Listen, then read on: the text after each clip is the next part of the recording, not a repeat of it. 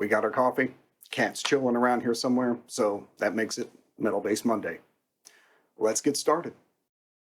So, a question I get a lot is recommendations or my thoughts on different amps, and that versus pedal setups, that type of thing. There's a lot of amps out there that, I mean, again, we go back to episode 1 on Metal Bass Monday, and you'll see my thoughts about the NAMM show and the amps and gear that are getting put out. We have amazing stuff coming out, so I'm not denigrating amps by any degree. There's a lot of them I'd love to have. For me at this point, I've really kind of gone to a pedal-based setup, which to me has a lot more versatility, but it's maybe not for everybody. So here's the reasons why I moved from using amp heads solely to going more of a pedal board type of setup. The first reason is because I can have multiple preamps and be able to switch between different sounds for different applications, different settings, or just different tones. So for me, it's kind of like having 5 or 6 amps at one time that I can carry in a really small package versus one sound or 1 or 2 sounds with an amp head that I'm kind of isolated to unless I want to add pedals to that setup. So for me, having a number of different ones and then just carrying a power amp, I get a lot more versatility. The other thing is portability. Not only can I switch out, like I just mentioned, the different sounds that I have, or buy new ones, let go of old ones that I've outgrown, or just want to try a different sound, but I can carry a huge amount of sounds just on a board about this big that can travel much easier. I can get that on board of a plane. I can throw it in the passenger seat of a small car. It's really portable, and the power amp that I use is only this big. So, it can almost fit in the front of my bass gig bag. So being able to do quick shows on short notice, go on the road, just go to rehearsals, studio gigs, it all just gets a lot easier. The final thing is that what makes it even more portable is half the time if you're going to a live gig, there's a back line if it's an established venue. So a lot of times they already have a cabinet there, they already have a head there. So I don't even have to bring the power amp or bring a cab. I can show up and just plug into the power section of whatever head they have, and then I've got my sound. And even if the cab isn't one that I really like that much on stage or anything, if it's a decent venue, again, they're probably going to have a PA system, and I can just go direct from my board out to the sound booth and know that out front, my sound is exactly how I have it dialed in every time. And the cabinet on stage is just on, there for me to monitor. Of course, I prefer having my accurate sound every time, but, you deal with what you have to on the road or last minute gigs, or, portability is a nice thing. So that's why I moved on to it. When I think about getting another head, again, there's so many that are tempting. There's a number of companies that are putting out some really great things. I just really think about the portability that I have, and again, the versatility. I have 5 different preamps that I can swap out and use in conjunction or one at a time for different sounds. And to me, I just haven't found a head that matches that. Some people don't need that. They have one sound that they absolutely love, and that's why they just grab the head, and that's great. Those heads are getting smaller. But those are my thoughts on pedals versus an amp head and why I've kind of stuck with the setup that I have. And I don't think I'm probably going to be going back anytime soon unless something comes out where there's an incredible versatility, or, they come up with something a bit more of a practical version for bass of, even a Axe effects or something like that. But I don't really see it happening, and I like having the hardware right in front of me and things I can swap out as modules, a little more tactile. But that's my take on it. Have any thoughts or anything, or think I'm full of it? Down below. Music theory. I'm going to go into this in a longer video, just talking specifically about music theory and a number of different things about it, but I get questions about this a lot too, especially from students and things. And I want to clear up a couple of things first before I give out some recommendations. Music theory has some kind of weird reputation, or there's a lot of people who will say things about it like, oh, it'll sterilize your playing, or it somehow changes you or something. This is all garbage. It really is. music theory isn't a thing that suddenly transforms your playing or you into a different player or something like that. That's just ridiculous. It's nonsense. The irony is most people who have something against learning theory are people who haven't learned it, so I don't understand how they can even speak on the topic, because if you don't know what it is, how can you say whether it's good or bad? Theory is basically just a deeper understanding of what you do and how music functions. So learning it just makes you better at what you do. It isn't something that you have to learn that suddenly makes you play other things. That's kind of a ridiculous notion, so I kind of wanted to get that out of the way first.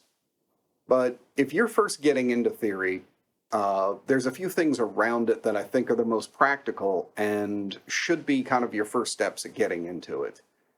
To me, any study of theory should be practical to what you do, not just learning for the sake of learning, which, I mean, you can do that. But if you're really trying to enhance your playing, you should target in the places that are really going to have a big effect for you and an immediate one that is going to keep you inspired and keep moving. The first thing I would do is two pieces. One is just learn your basic scales, learn major and minor, and just get used to how they look on the fingerboard and understand the difference in between the two. It's not that difficult. The other would be start with an ear training course.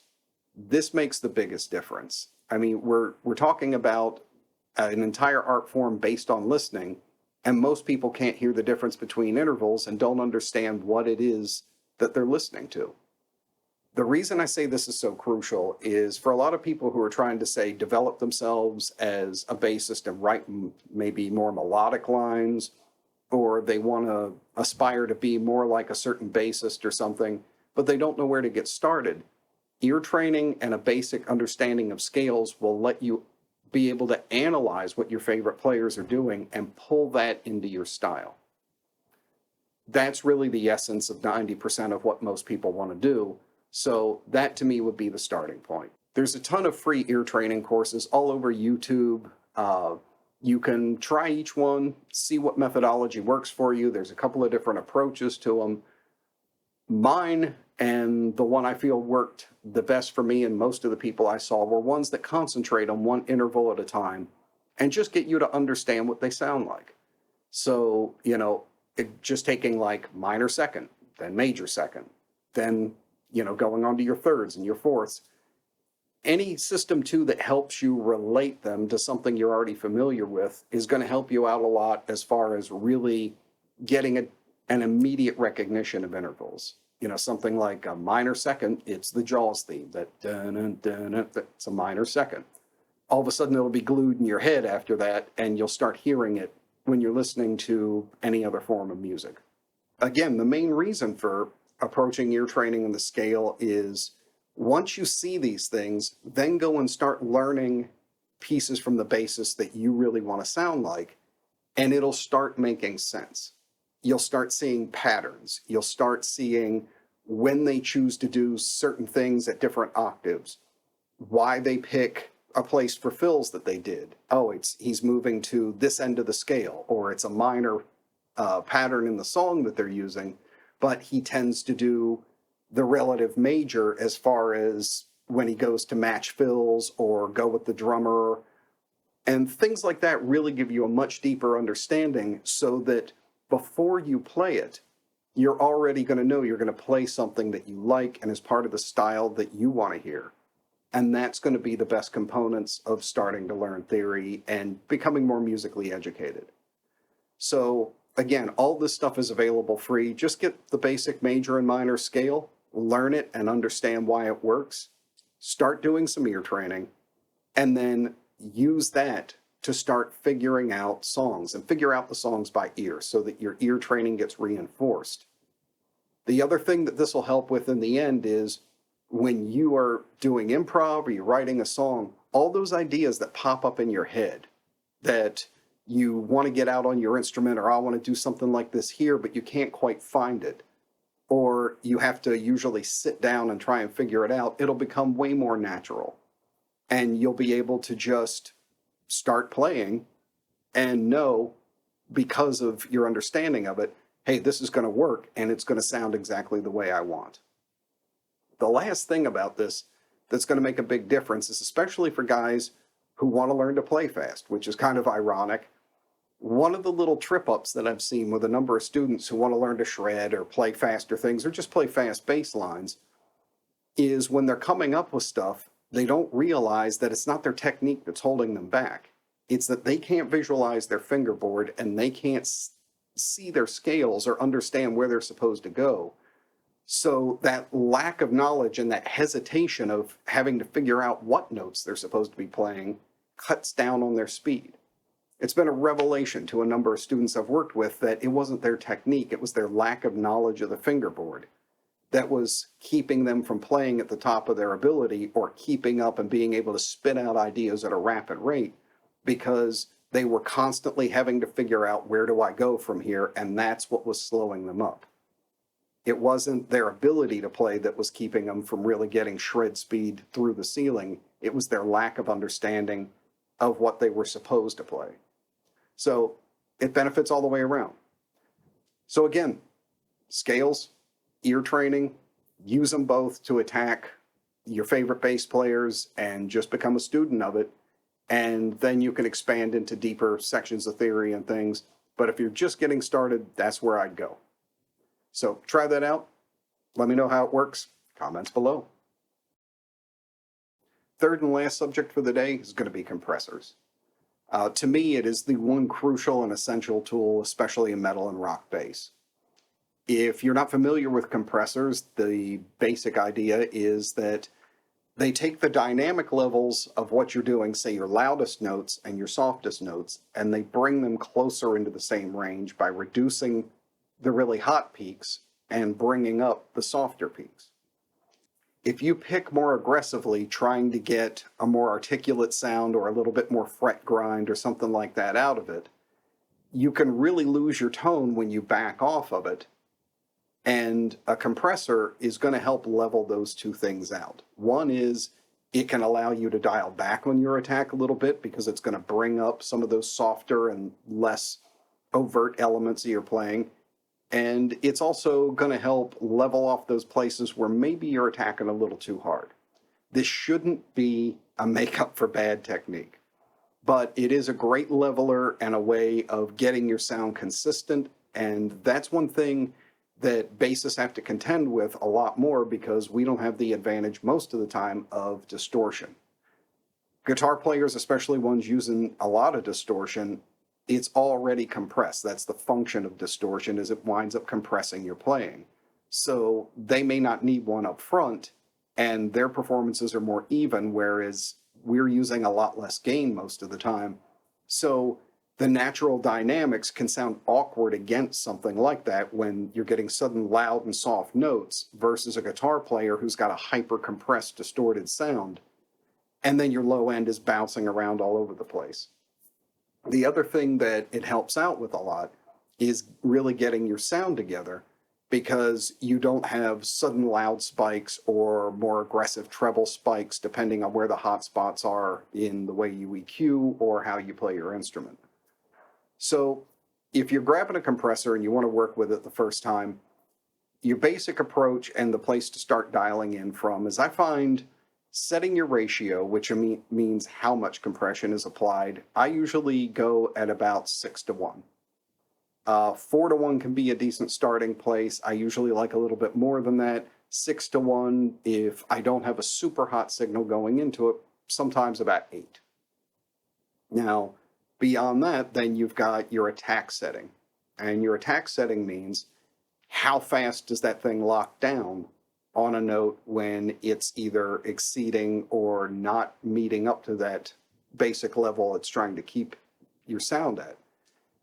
That I try and have at least a little dynamic level so it's not destroying all the articulation in your sound and just robbing you of any kind of dynamics. So I usually go for a slightly slower attack so that first hit of how it sounds and the tonal detail, that gets through, and then it brings it down pretty quickly after that.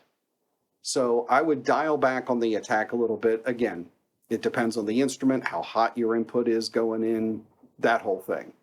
But don't slam the attack too much. I would dial that back a little bit, and then you go to threshold. Now, some pedal, if you're using a pedal-based one, some pedals aren't going to have this option. But if you're especially in the studio or using a pretty full-featured one, the threshold is basically at what level does it start smacking things down. So I usually start basically about the center of the allowable spectrum and start dialing down from there until I can audibly hear some artifacts or some strain or what they call pumping sometimes, where it sounds like it's, pushing really hard or you're getting an unnatural effect. And then I'll dial back off of it until that stops happening. And if everything seems good at that point, depending on the compressor, that's about where I'll leave it. Then the final setting is going to be the release. And that means how quick does it let off of doing that crush. Now, in the same way that I had a slower attack, I have a pretty fast release in that I don't want it to kind of crush any natural diminishment of the note or how it kind of tapers off over time naturally. So on the release, I'll do that fairly quickly. I want it to knock down the really unnatural spikes or give it a lift quickly and then let it go. I don't want it to sit there and hold on to it and make it kind of unnatural sounding. And again, that can lead to the whole pumping thing. You can look that up too. There's a number of videos that explain what bad artifacts and over compression can sound like. But those will be my beginning settings, especially for rock and metal, trying to tighten things up. And again, there's a lot of bass tones that are really hyper compressed. A lot of your favorite players that have really articulate sounds are compressing the hell out of their sound. You can go with, a guy like Billy Sheehan, who I think runs 2 of them on 2 different signal chains. You might not want to go that compressed. But at the same time, you can go with somebody like Geddy Lee, who in the early days used very light compression and had an amazing sound. But he also used a bit of drive, and that gave him some natural compression. Now, the last detail on this is one place that compression can really help you out is in developing a more firm technique where you're not slamming and really pressing too hard with your hands. It's a delicate balance with your technique. I see a lot of guys who develop a really good fingerstyle technique, or they get their pick chops together. Then they go up on stage, and as it usually is with bass, half the time you can't hear well or your cab isn't positioned right. And then they just start playing harder and harder trying to hear. What compression can help you do as just a technique tool as well is if you compress enough that you've got that limit and past a certain level of attack, you're just not going to get any more out of the bass. As far as volume, it can allow you to back down when you realize that if you play at the moderate level you were at home and still be able to hear yourself, and that just slamming it or hitting your bass even harder isn't going to give you any more juice, then you start looking into other options, either turning it up or just relaxing and trusting yourself. And that can be really great. You can cut back on potential injuries from playing too hard. And it's also going to make things not really go badly on stage. Like, 20 minutes into your set, your hand and wrist are suddenly killing you because you're having to press so hard to be able to be heard over things, or you're just pushing yourself into muscle fatigue because you're playing harder than you're used to and just beating the hell out of the bass. And now your arm just isn't ready for that type of thing, and it starts breaking down on you. So compression is not only a sound assistant that can really help you with those different spikes, but it can be also one that allows you a much more consistent performance more reliably and can help you as far as not being destructive on your body, trying to use sheer muscle power to just force more volume out of your instrument. So it's a great tool on that end too. So with that, we're going to wrap up Metal Bass Monday. Again, any comments, if we want to elaborate a little bit more or anything, definitely hit me up below. Subscribe if you're not already subscribed. A lot more coming up, and I've got some new gear reviews, a ton of it coming through. I've got some pickups and comparisons going on. And it's been really great how active the community has been kind of coming up with questions or talking about other bassists or coming up with ideas that I've actually got 2 other series just off of your guys' comments that are going to be kicking off within the month. So help me keep you in the know with any questions, information, lessons, that type of thing you have, or may want to see out of the channel.